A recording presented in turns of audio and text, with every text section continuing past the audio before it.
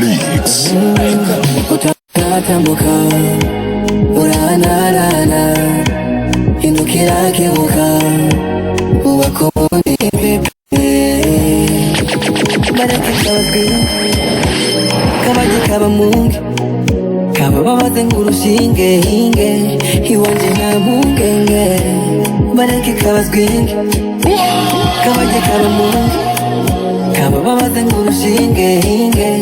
iwanje nta mpungenge baratashinga ubagafosinga ariko bizoba costinga kutubona duferinga ubaratashinga ubagafosinga ariko bizoba costinga